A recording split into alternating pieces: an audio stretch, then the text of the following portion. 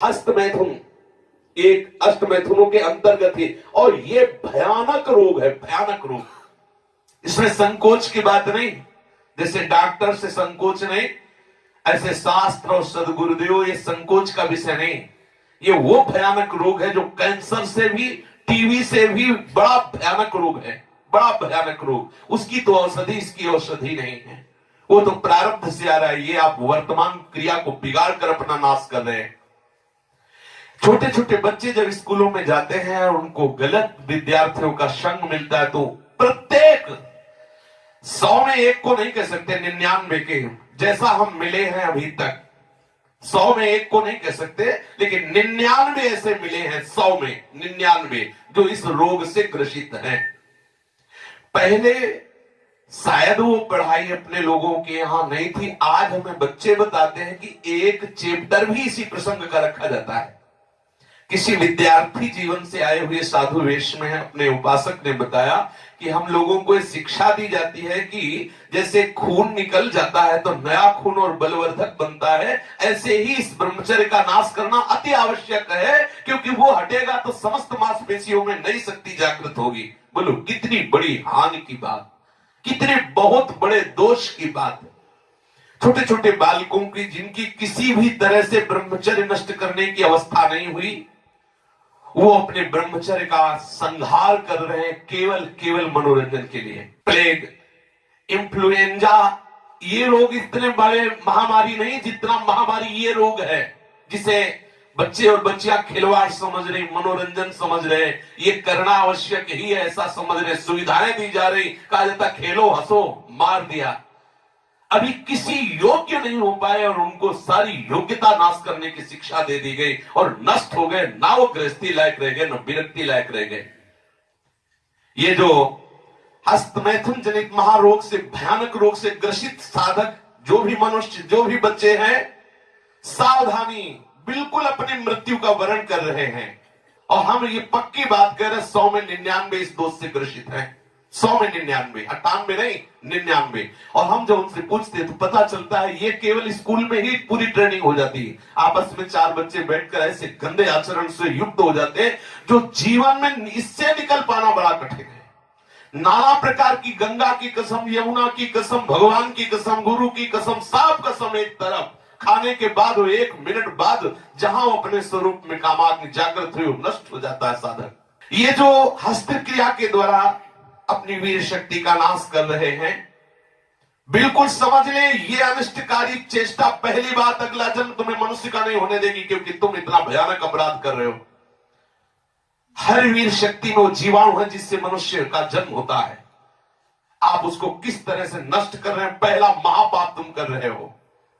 दूसरी बात, जैसे किसी लकड़ी में घुन लग जाता है, अंदर अंदर उसे खाली कर देता है, ऐसे ही ये क्रिया हर साधक को, हर बच्चे को, हर मनुष्य को जर्जर कर देती है, उत्साहहीन कर देती है, निकृष्ट भावना से युक्त कर देती है।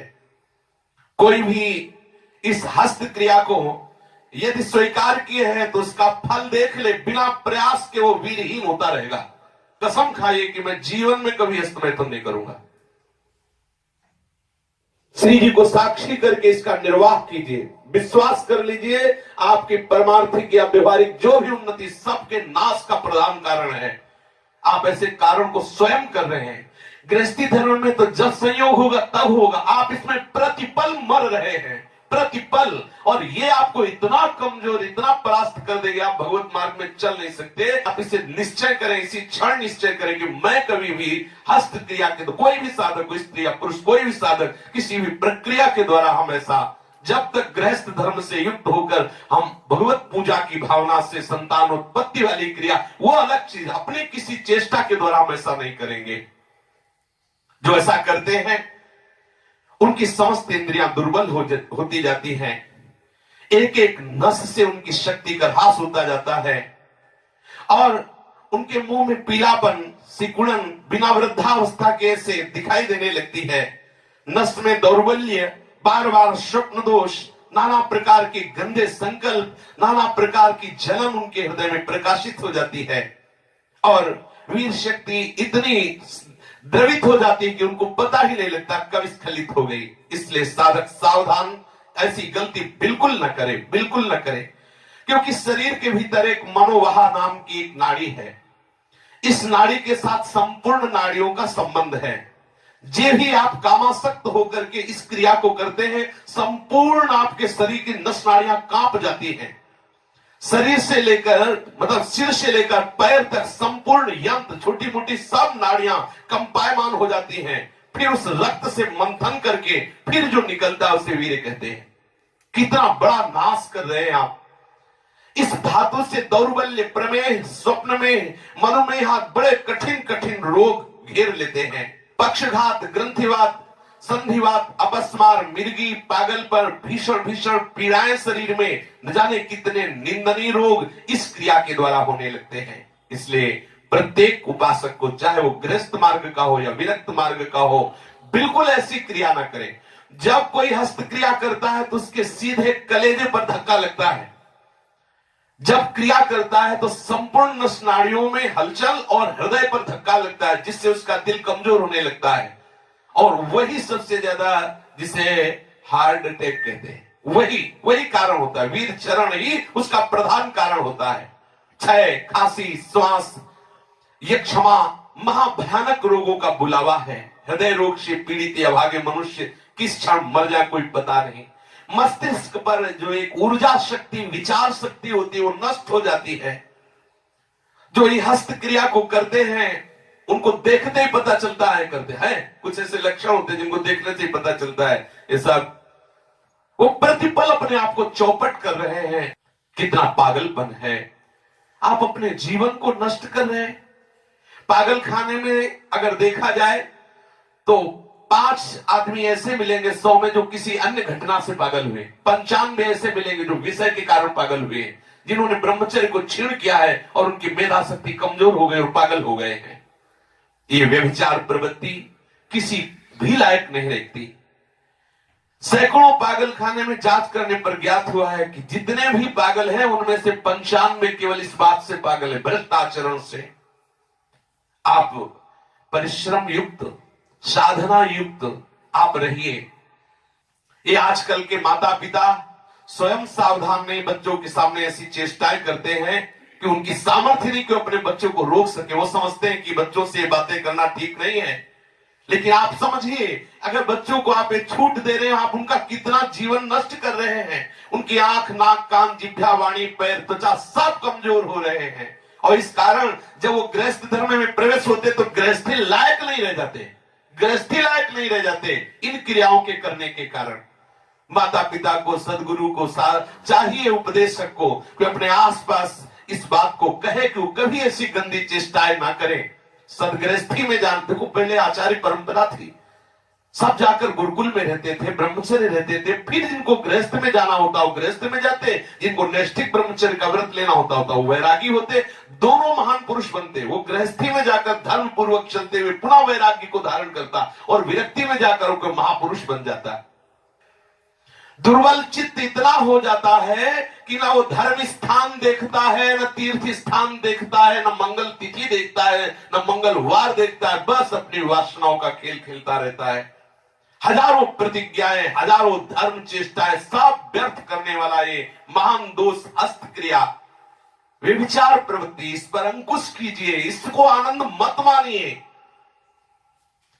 ये जो हस्त क्रिया के द्वारा शक्ति का नाश करते हैं, ये प्रतिक्षण काम से युक्त रहते हैं। इनके हृदय में वही चिंतन चलता रहता है। बालक अवस्था से लेकर के यौवन अवस्था तक देखिए आप, इनकी आंखों में देखिए, न तेज होगा, न इनकी गंभीरता होगी, बहुत चंचलता, निस्तेज आंखें होगी, चेहरा पीला पड़, जब देखो तो ऐसा लगता है कि शर्मिंदा हो रहे हैं, मुंह छुपा रहे हैं, ऐसा लगेगा। पहला लक्षण है। दूसरा, कुछ इतने निखल्ले, ऐसे दिखावटी स्वभाव के, ऐंठ में, अकड़ में, गर्मी में रहते, ये वीर शक्ति के नाश का लक्षण है। गंभीरता नहीं, शांति नहीं, उदारता नहीं, धैर्य नहीं है, वो अपने को बड़ा दिखाना चाहते, ये सब उसके नाश के लक्षण हैं। जिनका चेहरा आनंद में, देखते ही हृदय में आकर्षण, ये ब्रह्मचर्य का लक्षण है। चेहरा देखो तो उजड़ा हुआ दिखाई देता है, लगता है बिना रोते हुए भी रो रहे हैं। वो सब सिकुड़ गया चेहरा, ऐसा जैसे किसी घर में आग लगा दो, इसके बाद दर्शन करो तो कैसा लगता है, वो ऐसे ही उसका चेहरा होता है जिसने अपने जीवन से खिलवाड़ किया है। जो स्वभाव से ही रुक्ष, चिड़चिड़ा, क्रोधी, बात बात पे एकदम रूखा, चेहरा पीला पड़ रहा, फीका पड़, वो चेहरा पीला प्रेम का नहीं कि वो चेहरा प्रेम में पीला पड़, प्रेम में नहीं, यहां काम की बात हो रही है। मुख पिया आई फिर गई बदल गए तन रंग, ये प्रेम का लक्षण नहीं, ये काम के लक्षण की यहां बात हो रही। वो मुर्दा की तरह निस्तेज खिन्न छिन्न ऐसे ही घूमता रहता, कोई लक्ष्य नहीं, कोई उद्देश्य नहीं, बात बात में आलस्य, बात बात में गुस्सा। जो गालों में बिना कोई गुलाबी कुछ लगाए जो गुलाबी दिखाई देती है वो ब्रह्मचर्य की होती है, और जिनके ब्रह्मचर्य क्षीण हो जाते हैं, झाई पड़ जाती है। देखो देखने में लगता है क्योंकि बोले कितने को, बोले 18 के, 18 में तो उसकी दुर्गति हो रही, तो 28 और 48 में क्या होगा।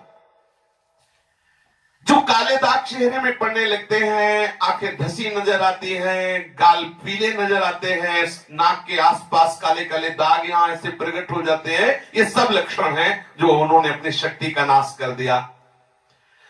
सावधानी के द्वारा इस जीवन को आप बर्बाद न करें।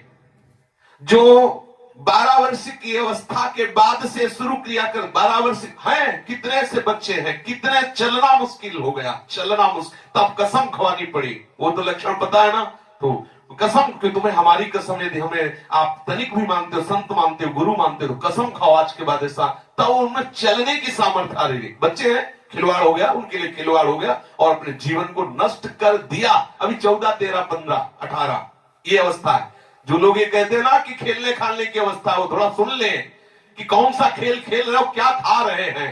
ये खेलने खाने की अवस्था है। अरे ये वो अवस्था है जिसमें जो चाहो तुम बन सकते हो।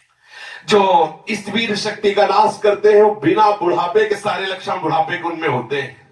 कमर में दर्द है, चला नहीं जा रहा है, थोड़ी चढ़ाई में हांफने लगे। अब अवस्था कितनी, बोले 18 की। इस अवस्था में तो मतलब दिशाएं भी कांपे, वो अवस्था है। अब तो दिखाई नहीं देता कोई जवाल। चित्त में कुचिंताएं, छाती में धड़कन, बिना भय के भयभीत हो जाना, थोड़े से भी दुख में ऐसा सोचना कि मैं आत्महत्या कर लूं, ये सब बातें उसी की कमी से हो रही हैं। ये महापुरुषों के अनुभव की झूठी झूठी बातों में एकदम घबरा जाना। कोई झूठी धमकी दे दे तो बस वो ऐसा लगता है अब क्या करूं, किसी कमरे में बंद हो जाऊं, अपने आप को प्राण हत्या करके बचा लूं, ऐसा मैं अपने शरीर को न, ये सारे के सारे लक्षण उसी में प्रकट होते हैं। जो ब्रह्मचर्य का नाश करता है, नींद ना आना या सोना तो कुंभकर्ण की तरह, मुर्दे की तरह सो जाना, आलस्य, जरा जरा देर में वो निरुत्साहित बातें, आंखों में जलन, भारीपन, ये सब, स्वप्न दोष अधिक होना, ये सब उसी के लक्षण है जो आपने गलतियां की है। जो सावधान नहीं रहता तो जब वो लघु शंका को बैठता है तो सबसे पहले वीर शक्ति का श्रवण, या सबसे बाद में, दोनों में जैसा अभ्यास हुआ, आप सोच में बैठे, लघु शंका में बैठे, तो सबसे पहले या तो वो गिरेगा या बाद में गिरेगा। आप सोचो उसकी कितनी बड़ी दुर्दशा है। वीर का पाचन नहीं होता, भोजन का पाचन, रस रस का पाचन, रक्त रक्त का पाचन, मांस मांस का पाचन, जो मज्जा, अस्थि और ये सप्तम धातु वीर का पाचन नहीं हो सकता। इसका पाचन ओज के रूप में होता है, तेज के रूप में होता है, महान शक्ति के रूप में होता है। जो संयम से चलता है, भगवत आराधन में चलता है, उसका एक अलग ही स्वरूप होता है। उसमें एक अलग उत्साह, अलग तेज, अलग ओज चमकता रहता है। सावधानी से, चाहे स्त्री साधक हो चाहे पुरुष साधक हो, दोनों को रक्षा करनी चाहिए। खिलवाड़ ना समझो। ये सप्तम धातु बनने में, एक बार के बनने में 30 दिन 4 घंटे लगते हैं। 30 दिन 4 घंटे लगते हैं। जब बहुत सुंदर भोजन सात्विक किया जाता है तो एक बार में संतानोत्पत्ति करने की जो सामर्थ्य वीर शक्ति में है, वो 30 दिन 4 घंटे में तैयार होती है। शास्त्रीय पद्धति के अनुसार, शास्त्र सिद्धांत के अनुसार साधक सावधान रहे, इसे तमाशा न बनावे, इसे मनोरंजन न बनावे, इसे खिलवाड़ न समझे कि कोई देख नहीं रहा। आप जिस कार्य के लिए मनुष्य जन्म धारण किए, चाहे गृहस्थ हो चाहे विरक्त, उसके लिए अति अनिवार्य है आपको ब्रह्मचर्य रहना। ये जो हस्त प्रयास के द्वारा ब्रह्मचर्य का नाश करते रहते हैं, इनको बहुत सावधान हो जाना चाहिए। एक बार ब्रह्मचर्य नष्ट होने में 1.5 तोला सप्तम धातु नष्ट होती है, जो 30 दिन 4 घंटे में तैयार होती है। आप विचार कीजिए, 30 दिन 4 घंटे शरीर की नस नाड़ियों ने जो कमाया, उस सप्तम धातु को आप कितने मिनट में नष्ट कर रहे हैं? कितने बार 30 दिन 4 घंटे में एक बार कमाई हुई वस्तु को कितने बार नष्ट कर रहे हैं? आपकी क्या परिणाम दशा होगी, आप खुद विचार कर लीजिए। कठोर परिश्रम से 30 दिन 4 घंटे में तैयार होने वाली 1.5 तोला अमूल्य वस्तु जो भगवत स्वरूप है, आप उसे कहां बहा रहे हैं? कितनी मूर्खता कर रहे हैं आप। इसको सुनने में बोलने में संकोच लग रहा होगा। घोर पतन का रास्ता अंदर ही अंदर मन को आप दे रहे हैं। इसे मूर्ख नहीं कहा जाएगा और क्या कहा जाएगा? जो इतनी कीमती वस्तु को केवल मनोरंजन के लिए बर्बाद करे, तन मन धन श्वास सबका नाश करने वाला। जैसे फूलों का इत्र, ऐसे ही संपूर्ण मनुष्य का सार ब्रह्मचर्य। एक एक रुपया आप जैसे बहुत कंजूसी से समेट के रखे, फिर कोई चुराने आवे तो आप दे देंगे क्या? ऐसे ही यदि आप ब्रह्मचर्य पर दृष्टि रखेंगे तो आपसे पापाचरण हो ही नहीं सकता। आपको जलन हो जाएगी कि हम कितना जल के कैसे सदाचार से चल रहे हैं और ये आकर्षण हमें कैसे ब्रह्मचर्य को नष्ट कर। वो भागेगा, हर स्थिति से भागेगा। वो अपने ब्रह्मचर्य को बहुत सच्ची मानिए, ब्रह्मचर्य में ही सामर्थ्य है हर द्वंद्व सहने की, हर द्वंद्व सहने की। जितने भी साधकों की या मनुष्यों की जो दुर्दशा है शास्त्र विरुद्ध आचरणों से, उसका कारण ब्रह्मचर्य का नाश। जरा विचार करो, जो दिन में 2 बार, जो 3 बार, या 2 दिन में, 3 दिन में, या चौथे दिन में ऐसा करते हैं, आप उन पर विचार कीजिए कि 30 दिन 4 घंटे में तैयार होने वाली वस्तु को वो 2 दिन में, 3 दिन में, या 1 दिन में 2 बार, या ऐसा आप सोचो उनकी कितनी बड़ी दुर्दशा हो रही, वो कहां पहुंचेंगे। आज कसम खा लो, बार बार कह रहे हैं, और ये हम दूसरों के लिए नहीं कह रहे, अपने लोगों के लिए कह रहे हैं, अपने लिए कह रहे हैं। अपने लोगों को कसम खा लेनी है, हम भूल कर कभी हस्तक्रिया के द्वारा अपने ब्रह्मचर्य का नाश नहीं करेंगे। जो अष्ट मैथुनों में वर्णन, हम एकांत में कभी स्त्री से संभाषण कामुक होकर नहीं करेंगे, हम कभी एकांत में खड़े होकर किसी स्त्री को नहीं ताकेंगे, कभी वो हम चेष्टाएं नहीं करेंगे जिससे हमारा भगवत मार्ग रुके। जो गृहस्थ है उनके लिए भी यही नियम है, एक पत्नी व्रत धारण करने वाला ब्रह्मचारी ही कहा जाता है। इसलिए सावधान, गृहस्थी में भी जाना है तो तब तक ब्रह्मचर्य का पूर्ण निर्वाह करें जब तक आप गृहस्थ धर्म से युक्त ना हो जाएं। और यदि विरक्त है तो आजीवन आप भले चले थोड़े दिन, लेकिन इसको सह जाएंगे तो इतने आनंद में रहेंगे, इतनी शीतलता, इतनी द्वंद्वों से लड़ने की सामर्थ्य आएगी, इतना उत्साह भगवत प्राप्ति को होगा। आप खुद देख लीजिए।